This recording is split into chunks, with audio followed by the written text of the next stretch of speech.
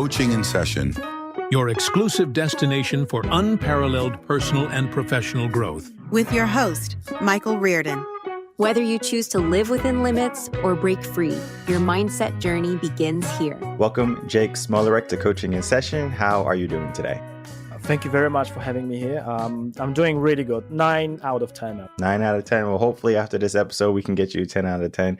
That's what we're trying to do here. We're trying to not only make you feel good, but to make the audience feel good and to feel like there's going to be something for them tomorrow. And today, we're going to be talking about your work, business, and marketing coach. And this is something I know is going to be near and dear to many of our audience members because there is an aspiration for people to go off and leave the corporate career and to start their own thing and become entrepreneurs. But many of them do not know how to start a business or maybe even know what to do. So to give some insight in how you help people from starting a business to have a business that's now thriving is going to be a big benefit to most people. So if you could, can you tell us who you are, what you do, and of course, how you help people? I am a business coach. I mostly work with entrepreneurs. And as you said, a lot of my clients are people who basically just want to leave the 9 to 5 and start their own business, or they want to leave their 9 to 5 eventually, but they want to start their side hustle on their side of their 9 to 5, which is a great things to do because there are different ways to start a business. You can just start a side hustle, or you can just go big, leave your job and start a business. It depends. Both ways of doing so are okay, but it depends who you are. I'll give you an example. Richard Branson. We all love Richard Branson. Maybe not all of us, but most people, they know who that is. And he just left school and he started his own business. On the other side, there's Jeff Bezos, who was still having his job and he was learning about how to run a business, and then he started his own business, after learning how to work for a bigger business. But there are people who started a very famous side hustle, and that very famous side hustle is called Apple. And it was Steve Jobs and Steve Wozniak who started Apple on the sides, and then Apple became like one of the biggest companies in the world. But funny enough, it was a side hustle to start with. It's very interesting. I know many people, they have aspirations for their business to be something, but then we can look at how many people fail in this endeavor. And my question to you is, do people fail because they just don't know the know-how of the business, or is it because they're just not putting enough effort? It's probably a combination of a lot of things. It's not just like, oh, I know this or I don't know that, or I am good at marketing, but I'm not good at branding. And running a business, it's a complex process. You have to do a lot of things. You have to be good at lots of things. You have to cooperate with a lot of things. You cannot be successful on your own. But the thing is, becoming an entrepreneur and running a successful business, it's like playing a video game. At the very beginning, you're not going to be very good at it. Eventually, you're going to be good at it, but it takes time. So I often explain to people that, you see, we say something like failure, you're going to fail so many times, but like I would say it's not, we're using the wrong F word. It's not failure, it's feedback. Because failure is only that, like, you try something, you fail, and you stay there. That's a failure. Yes, that's a failure. But if you try something, it didn't work out, you make a mistake, but then you get up and you try again, it's not a failure. It's just a feedback. You learn from it, and then you try again and you try better. And even if you fail again, then you get up and try again. That's what entrepreneurship is all about. You cannot be a great entrepreneur from the day one. You have to learn it, and you have to learn it from your experience, and you have to learn from other people's experiences as well.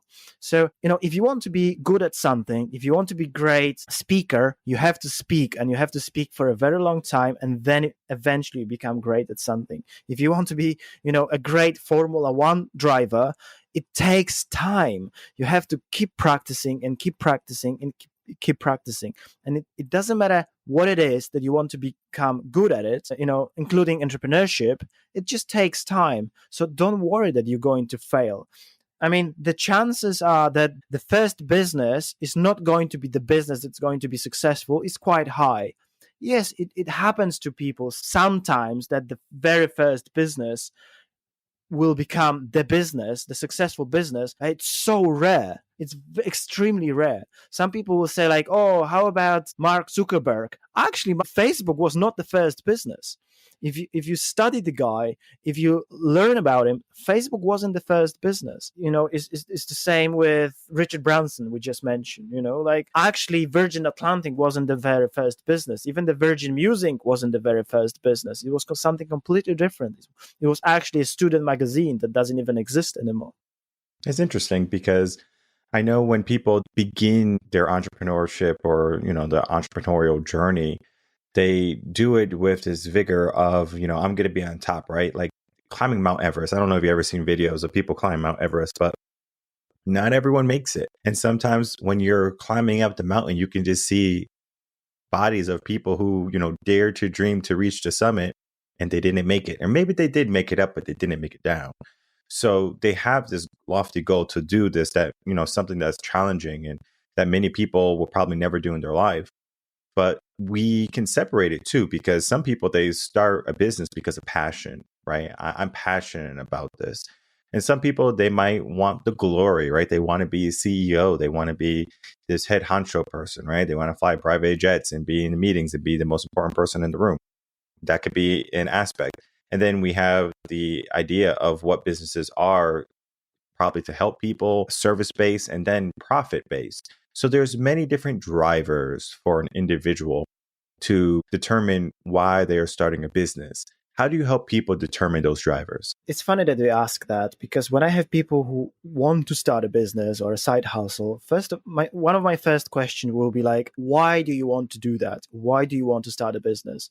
And it more often than not always, but more often than not, people would say like, because I want to have a lot of money. Don't take me wrong. Money is great. When people say like, oh, money can't bring you happiness, like, I think you're shopping at the wrong shop if you say that money can't bring you happiness, because it's out of the context. It's when you have a lot of money, like loads of money, more money won't bring you happiness or more happiness. But if you're coming from zero or almost zero, more money will actually give you happiness, because money gives you options. But if you're starting a business strictly to make money, probably you're not going to be successful, because it was proven so many times over. Starting a business is not about money. Yes, money is great. Again, money will come. If you build a business and it's a successful, profitable business, money will come, and money is great. But it's not about money. Like, for example, most people, they do it because of freedom. They don't want to work from 9 to 5. They want to work from anywhere they can, for example. So it's not just about money. It must be about what is it that you actually want to do with your life. So one of the frameworks that I've got and I teach people, it's called Vision GPS. So first of all, you have to answer yourself, what is it that you want? What's your vision for your entire life? Not for the next year or 2 or 3 or 5, or how do you see yourself in 5 years? No, how do you see yourself for the next 75 years? What do you want to create? That's a long-term vision. Because once you have a vision, once you have something that you really want to create with your life, making decisions is so much easier, because it's like, I have to do this decision. Will this help me with my vision or not? Very simple. Like, if not, don't do it. If it will help you with your vision, then yes. So create this. And then if you want to build a business, it has to go along with your vision. What is it that you want to do? Like, some people, for example, some people want to have kids and some people don't. Like, will your business help you raise your children or not? Will you have to work 16 hours a day, or will you be able to work 3 hours a day? So there's so many questions that you have to ask, but you have to build your business, all together with your vision. It must work together, because if you just want to make money, there's one problem. When I work with people who are very successful, they've got everything. From outside, it looks like they've got everything, but they lack one thing. You know what it is? It is not enough, because you can always make more money. It's just like there's always another level. You can make 1 million, then 2 million, then 10, then 100, then 200, then 1 billion. And it's just, there's no ceiling to that. But that race is just, it's a trap. So if you're only doing this for money, it's a massive trap. Unless if you're doing it for money, at least know what is your ceiling, at least know how much you want to make. So you know where to maybe not stop, but at least slow down, if you know what I mean. Right. Yeah. I'm 100% in agreement of that. I know here in America, they have a very different mindset with money. It's like the rich are the enemy. Like, you have so much more money, we need to tax you because I don't have as much money as you, which is kind of silly because these people, have the same 24 hours in a day as anyone else, right? They could have the same ambitions maybe as someone else, but they have action, right? They have maybe given themselves mentors and coaches, right? They have done the work. And so here in America, there's a stigma of circumstance and limiting beliefs where they feel as if, like they can only have this job or this career for 65 years or whatever it be, right? And they feel like they're stuck. And I can't tell you how many people they want to change, but they just don't know how to change because they might have tied their life with their job or their career because they have to provide for their family per se, right? They have to make sure that there's a roof and food for their children. So they feel like they're trapped and they will stay in their job or their career, even though they're not happy. And they might have ambitions to start a business on the side. And as you said, most businesses don't necessarily start as, hey, this is my main focus, my main thing. It might start like a side hustle or a side project. How do you help people navigate the transition from if they're having a job or a career and they're trying to go into a business now and then maybe even going a step further to how would they know it's safe for them to leave their job or their career and focus primarily on their business? Look, interestingly enough, funny that you say that because I heard that all the time. I have people coming to me and they say like, oh, I'm not smart enough, or maybe I'm too old, or maybe I'm too young. I even have people coming to me and say like, oh, you know what? I wasn't born with a success chromosome or something like that. It's like, this is not true. Look, the thing is, all business skills are learnable. If you want to run a business, if you want to run a side hustle, all skills are learnable. The thing is, some people will learn a little bit faster and some people will take a little bit longer to learn the skills of selling, marketing, advertising, creating a brand, but everything is learnable. So it's the matter of time. So if it's the matter of time and you really want to start that side hustle, just start today. A lot of people will be like, but I have no idea what kind of a business I want to start with. But it doesn't really matter. The first business, it will probably not going to be your last. When I was 19, I found myself a mentor. This guy, he's still living in Mayfair in London. Mayfair is like one of the most expensive areas in London and on the entire planet. And I said to him, like, listen, I want to be successful. I want to be rich.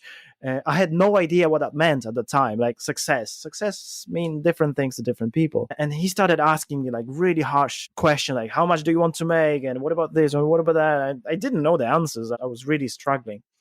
But then he said to me, like, if you really want to be successful and you really want to make money, you have to start your own business. And I was like, what business? And he looked around and he saw like a construction site somewhere. And he said to me, construction business. And I was like, cool. I am up to challenge. I will start construction business. There's a little tiny problem. I know nothing about construction. And he said those magical words. He said, don't create yourself a job, create a system, create a business, hire other people to do all the work. And I was like, okay. And then I started that construction business. I built it. It was very successful. And then many years later, in 2007-8, credit crunch. I lost everything. And I called Patrick because his name was Patrick. I said, like, Patrick, it's just, we lost everything. And he said, congratulations, start again.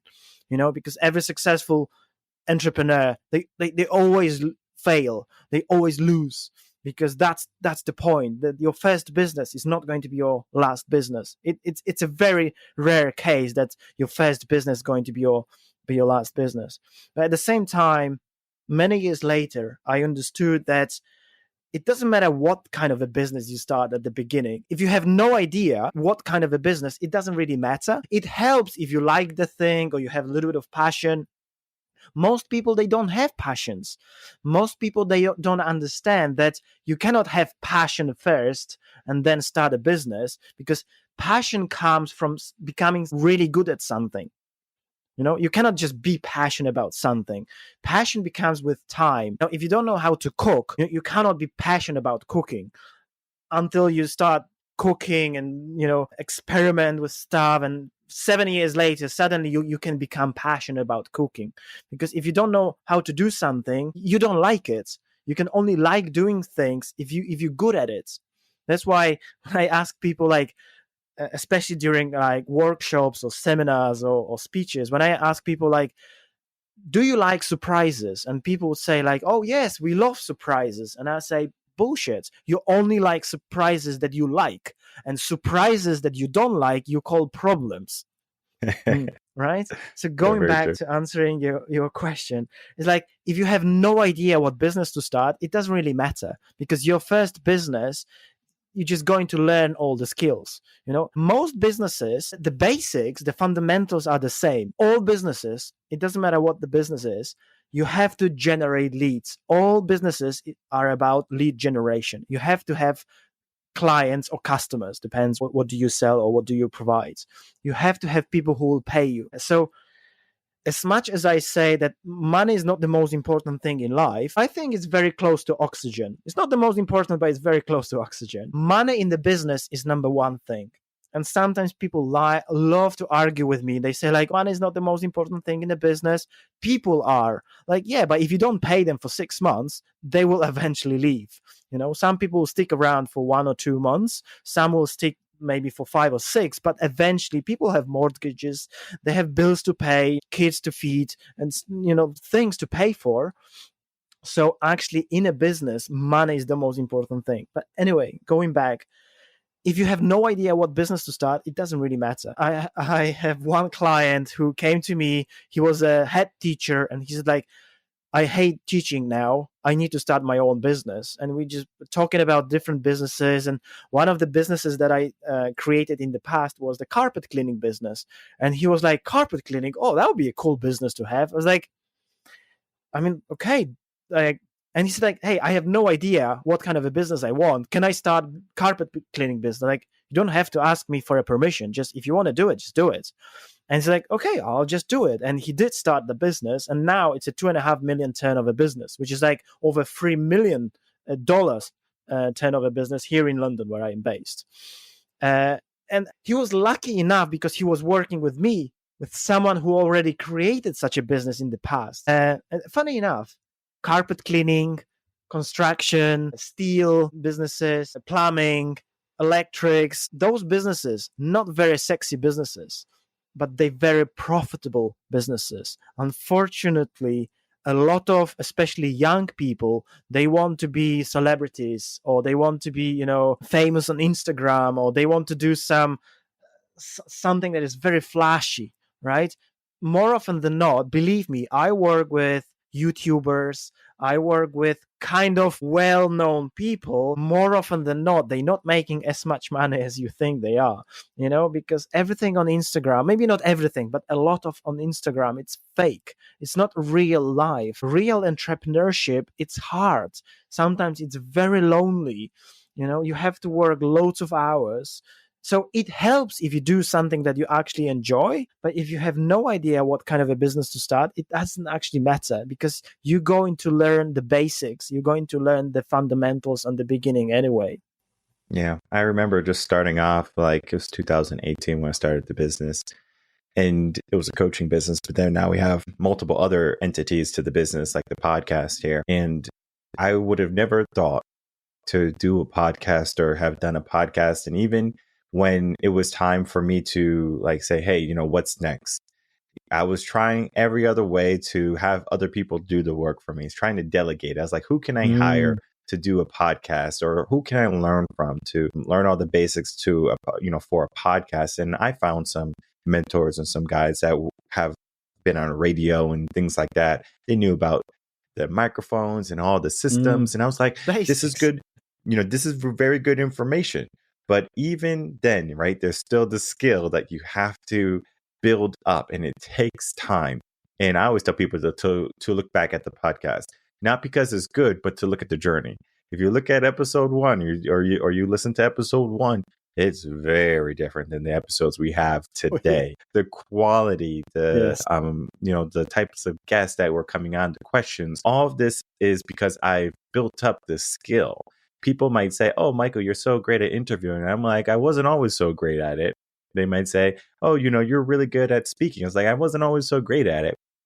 Because, at one point I was like, I don't want to put myself on camera, and I don't want to be just talking, and then it feels weird. But then you just get used to it.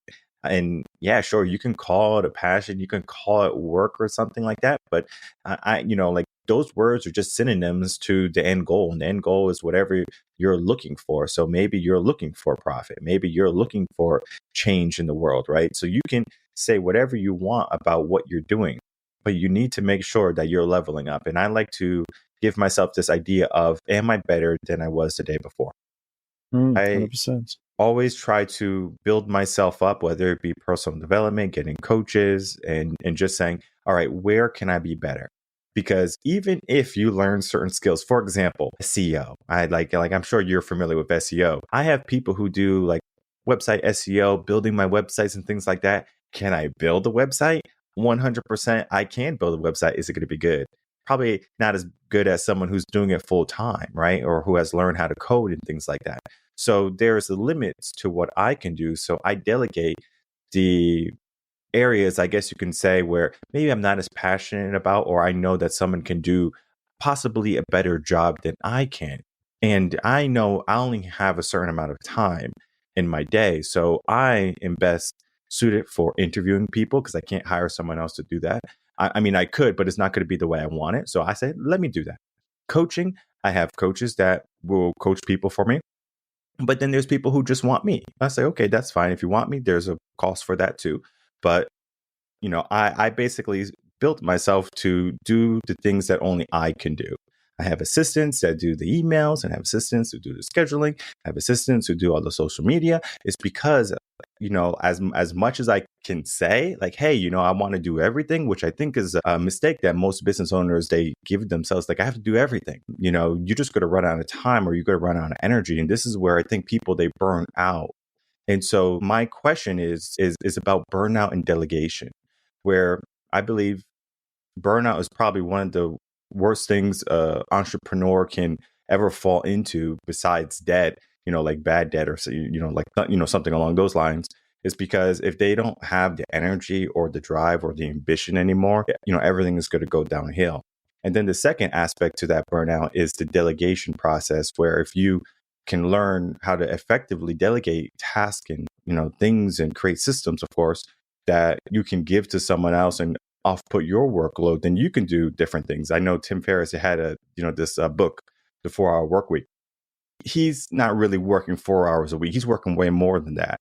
But the idea is he's That's the created concept, systems yes. saying, hey, like you can do the things that matter the most, that are going to have the best impact for you in maybe just 4 hours. But yet you might be spinning your wheels for 16 hours a day. So let's learn how to focus our 4 hours. So, basically, I'm going along with those couple of questions. I know there's quite a bit there, but if you can unpack that for us, that would be great.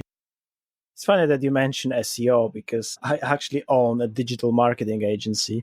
And we're quite good at SEO. And we are good in SEO because one day I decided that, like, I'm going to fire my SEO agency because they're just not good. They're just like doing enough not to fire them, but they're not great. And then I used to have an agency, and we only specialize in Google ads, which we still do. Now we also do meta ads and any paid ads, including SEO. But I was relentless to be like the best in the business. So if you would be based in the UK and you would Google, for example, entrepreneur coach, I would be number one. Like, I won't be number 5. I won't be number 3. I will, for entrepreneur coach, I will be number 1. For business coach London, I will be either number 1, 2, or 3. Because it fluctuates. Because there are other 2 guys who are very good at it. But like, I am one of those people. Like, I will do everything to make sure that we are the best of the best of the best in this. But this takes time, because you don't know what you don't know. If you're starting a business, you're very excited, motivated, everything is in pink colors, but you don't know what you don't know. And then you start learning, like, oh my God, this is a little bit more complex than I thought. It's a Dunning-Kruger effect. I'm sure that you met people who, like, in a coaching world, for example, they read one book written by Anthony Robbins and they're so excited about, and it's like, I'm going to change people's lives. I'm going to become a life coach. I mean, good for them, because you have to start somewhere, right? But at the same time, you have to understand that being a good life coach, it means you have to experience a life. You have to, I think it was Jim Rohn who said it famously, like, get arrested for something, right? Get some life experiences. It's the same like being a good business coach. I built different businesses in the past. Some were successful, some were not. I built a non-profit organization, which was like from 2 volunteers to over 600 volunteers. 600 people, that's a lot of people, by the way. But I'm sure that you heard it in the past, but I heard it many times. People who said, but you're so lucky. It's easy for you to Jake, or it's easy for you to Michael to say, because you're doing this and you're doing that and you have a successful business. And I remember I had this conversation with a dental nurse, because I have a dentist next door. And we had a conversation about everything and nothing, and suddenly she said, oh, but you're so lucky because you have your own business, you're driving a great car, you're having a great life. And I have to explain to them, like, so are you saying that this amount years ago, when a doctor told me that I only have few months to live, I was lucky? And then when I was driving my van around London and I have no money because I just lost everything and more, and I was crying like a baby, you call it luck? It's like, this is not luck. I was just relentless. I just didn't give up. I wanted to give up. There was every single reason for me to give up, but I didn't, you see? And even when I was crying and everything was going the wrong way, I was keep going. Maybe not fast. Maybe I wasn't running. Maybe I wasn't even walking. I was basically crawling, but I keep making progress. But people don't see that. Like, in coaching, we always said it's an iceberg effect. You only see about 5 to 10% of the tip, but you don't see all the hard work. You don't see all those years of sacrifice, because when you're building a business, you have to sacrifice something. In coaching, I always say you have to pay the price, and there is the price to pay. There's always something, because you cannot have everything. But the thing is, you can have everything that is important to you. A lot of people come to me and say, like, oh yeah, but I don't want to leave the money on the table. But by the way, if you quit, if you're not going to do this one thing, if you're going to leave the money on this table, you might find a bigger table with more money. Because you know what I mean? You know where I'm coming from. There's a fear of missing out. People are like, oh yeah, but you're going to miss on a lot of things because you cannot have everything. It's like, if you have 10 cars, how many cars can you drive at the same time? Like, in how many beds can you sleep at the same time? It's just one. So don't worry about losing things, because you're going to miss a lot of things. But again, I love to say, when people say it's not the destination, it's a journey, but it's so true.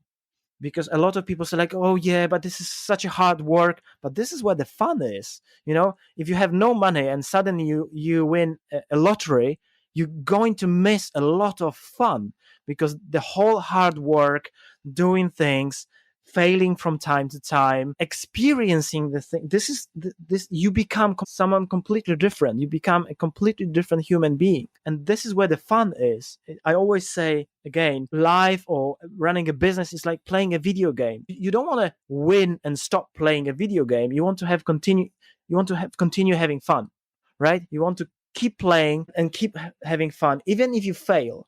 Because I always say, we're using the wrong F word. It's not failure. It's a feedback. Learn from it. You make the mistake, learn from it, start again, start better. But yeah, going back to quite a few of your questions, can you, because there were so many questions, can you be a little bit more specific and let's go one by one? Well, I'm going to ask you this because here, even though I have questions of for the podcast, it's more of a discussion. So I could go through those questions, but I think it will hurt our conversation if we did. So do you want me to go through them, or do you want to keep going on with what you talked about? Because I think what you talked about is so good. I think this is great stuff. One of the things I like to do here is, even if I ask questions, is like, you can answer a totally different question. So for example, I asked a question about SEO and you're telling me about a cat and a dog. I'm like, hey, this is the journey we're on, right? Because it's not so much about, hey, this is what I want, right? Because in business, right, if we had to give it, like anecdote or something like that. If I say I want to be in a certain place at a certain time in my business, and that's going to be my success, and if I don't get there, I'm not successful. It's easy for me to say I'm not a success. And what that does to me as a individual, that negativity or the pessimism, could just, put me in a downward spiral. We can think of how many people they fall into substance abuses, alcohol, drugs, things along those lines, gambling, racketeering. Those things don't just happen because, a person is doing exactly what they need to do. It's somewhere there's a void and they're trying to fill it. And so the questions, like I ask, are not there to fill of like a meaningless void, but they're there to guide a conversation. And some of the conversations that we have here, coaching a session, they're so real because it gets down to what is in between the lines, what is really happening. And I think that happens quite a bit with individuals when they're trying to start something, because I'm sure you have coached many individuals, and I'm sure you have gotten coaching yourself from, many mentors and guides like Patrick, right? This is important because you learn so much about yourself, the blind spots, the hidden, the shadows, right? And it's important to know that, because I remember one of my early mentors, when even before I was starting a business, I was in sales, and I was, I went out to lunch with him, and he was a retired GM executive, big guy, head honcho. He asked me, how much am I worth? I said, I'm priceless, like I really can't put a number on it. He was like, no. This is like, he's like, that's not what I'm asking. And it's probably similar to what Patrick was asking you. The real number. And he's like, well, how much are you worth? Like I know how much I'm worth. If someone wanted to hire me, I know how much I'm going to charge them. And so that was like the inception of me just like learning, like there was so much that I don't know. And even though I had this ambition, this grandiose dream of something more in my life, it wasn't until I had someone, coach, a guide, a mentor, whoever like whatever name you want to consider the person, you had someone there, right? And someone who has done something amazing in their life. He was getting ready for retirement. He was 62 at the time. And he was like, okay, I'm getting ready to retire in the next few years. And basically he was mentoring quite a bit of people. And I say quite a bit, it was probably like 7 total, but that could be a lot of people.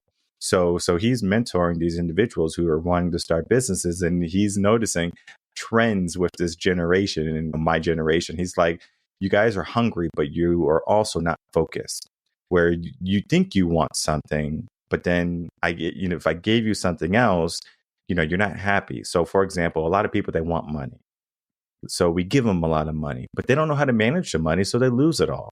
So, maybe they want love, and you give them the love, but then they're like, this is not what I want. It's the wrong type of love. And so I think what people need today is they need some clarification on the direction they're trying to go. It's funny that you say that. There's so many things. Like when you say, like, if people need money, shall we actually give them money, or shall we give them opportunity to make money? Because if you give them money, they will learn nothing. If you give them an opportunity and some feedback, and they will earn the money themselves, they're so much better off. If someone needs patience, do you put them in the environment that they can become patient easily, or they have to go through and learn it the hard way? Because this is how you learn. That's the only way you can learn. If you want to be strong, you have to go to the gym and you have to train for the next 7 years. Not 3 weeks, not 3 months, probably 7 years to become really, really strong. Everything takes time. Everything takes time. And it's funny that you say, like, I've been working with so many mentors and coaches, but how does it happen? I ask them to help me. I went there, like one of my mentors, his name is John. John used to work together with Steve Jobs. So when Steve Jobs was fired from Apple and he started a company called Next, there was quite a few people, and John was one of those people, and he was working with Steve Jobs. And John, he's more like a friend today rather than a mentor, but he was the toughest mentor for me ever. Patrick wasn't that harsh. No one was that harsh. John, until today, maybe not as much as he used to be, he's like, his feedback is harsh. And every single time I meet with John, I'll be like, I hate you. I don't like you anymore. And then after a few days, I'll be like, this is what I needed, right? I need feedback. I want to get better every single day. And that's why we need coaches and mentors and just ask for feedback. I remember I spent a few hours talking to a homeless guy, and my girlfriend asked me, like, why would you do that? Like I wanted to get some feedback from that guy because he got completely different feedback than other people. And it's not that I have to use everything that he says.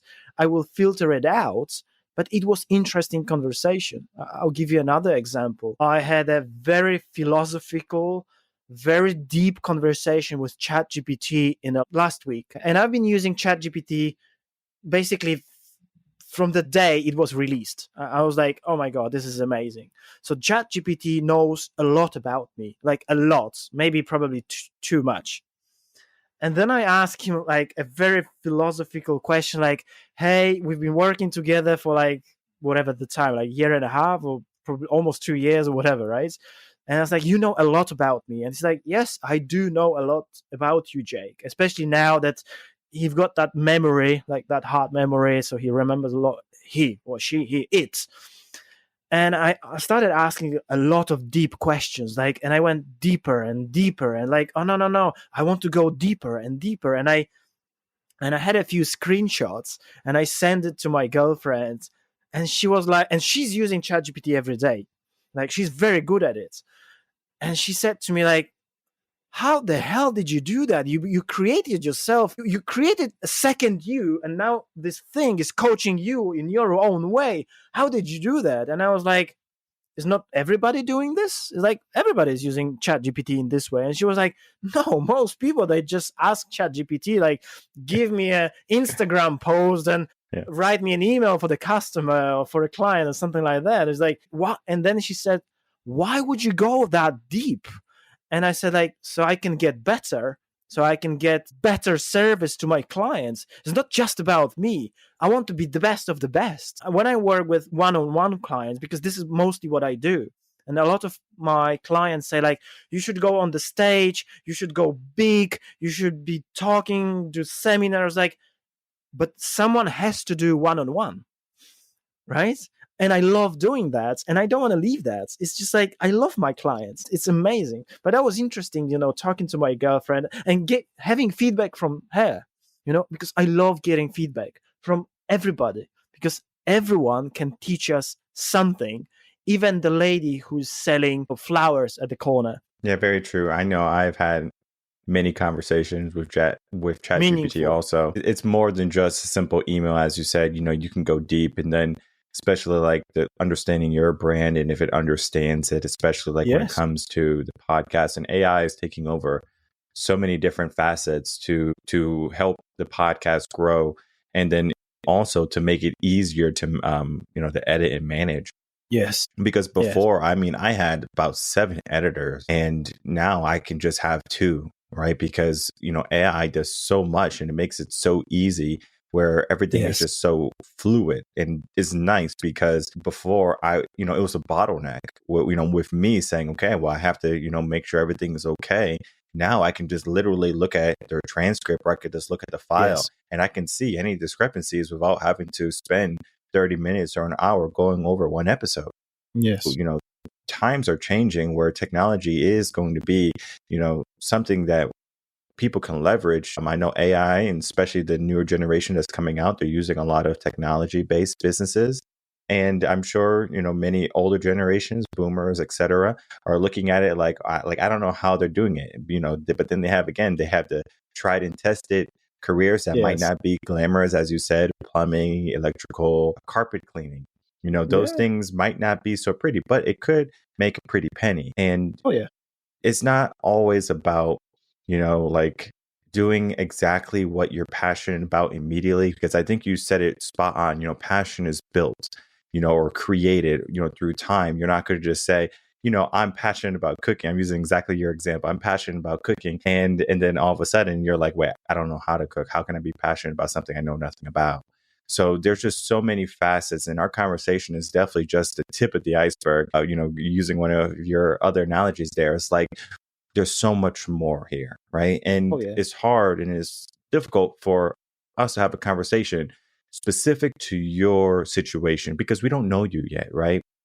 Maybe I do know you, right? You might be a client or something, but if like in the sense of like your business, if you want to start a business or start an endeavor, become an entrepreneur, this is something where you have to ask, you have to open up the conversation. Yeah, you can ask ChatGPT, but then again, how far are you going to go just by yourself? And then when you're left in the room with a choice to pick up your phone or to do something for the business, most people will pick up their phone and scroll endlessly throughout the day. So you need to invest in yourself. You need to put some skin in the game. It's very important that you do that, because if you don't do it, then you're not going to give yourself this idea of investment. Like people who go to college, they feel like they're stuck in their degree because they invested in it. It's not that they were passionate about being a dentist or something like that. It's just, they thought like, this would be a nice career or maybe secure or make some money. But then they invested, right? Like that's the key to them doing that job for 10, 20, 30 years. And so, I ask people, today, it could be an investment, but just asking a question, send an email to Jake, send a contact, through his website, something along those lines to get the conversation going. Yeah, sure, it might be an investment down the road, but if you make 10 times more than what you invest in, I call that a good investment. And that's typically what happens when you get a coach, a business coach, a guide, a mentor. That's what happens. You amplify your reach, you amplify what you can create. And so, as I was saying, Jake, this is just the tip of the iceberg. This is just a moment for people to take action. And we are getting close to our, the end of the episode. But before we do that, I do want some final words from you. And I do want you to tell everyone where they can find you, reach out to you, and begin their entrepreneurial journey. I mean, if I can leave people with one more thing, I would love to say, you mentioned quite a few things. I would like to leave them with, the devil is in the details. It's not about doing massive, big things. It's all about doing small, little things, taking care of those little things. People love that. So as I mentioned, my very first business in the UK, in London, was starting a construction business. And then I became quite successful with it. And people ask me, how did you do that? You're so good at converting people into clients. And I said, like, it's very easy, because you want to renovate their house, I will renovate their home. And it's a massive it's a small detail. It's a very small detail, because you're trying to sell a house. I am selling a home, a family. It's a completely different thing. It's how you use your language. And look, English is my second language, but one of my obsession was like, I want to be very good at it. I want to understand it, the psychology of it, like how to use the certain words. So what I want to leave your listeners with is, take care of those details, because the devil is in the details. If you take care of those details, you will be successful. And to answer your second question, how people can find me, fortunately enough, there's not that many Jake Smolareks out there. So if you just Google my name, Jake Smolarek, or even if you just ask ChatGPT, who is Jake Smolarek, he will know, or if you Google me, you will find me quite easy. All right, perfect. And I'll make it easy for everyone. You don't have to worry about spelling. It's all right down below. So click the link to his website, or just copy and paste his name and put it in ChatGPT, and have ChatGPT tell you all the secrets that Jake has been telling you. Don't ask for the secrets. Don't ask for the secrets. Well, it's so important that you are finding someone that you can resonate with, and that you're finding someone who you can put faith in, because sometimes belief is what you need to start and is what you need to finish. Some people do not believe in themselves. And sure, it'd be nice if you were the person who believed in yourself, but getting a coach, that person can believe in you. And it's just the inception to something that you can create in your life and in your career. And I just love what you said, there is no failure, there's feedback. And so continue to seek feedback and basically continue to grow, but don't just do it haphazardly and kind of, fail and fail and fail and don't make any changes. Reach out to Jake, do something different, pivot, right? You're not a tree. You don't have to feel like you're stuck behind a locked door. We have the key. It's right down below. Again, check out the website. Jake, I do want to thank you so much for coming on, spending some time, and of course, talking about your work and how you help people today. Thank you so much.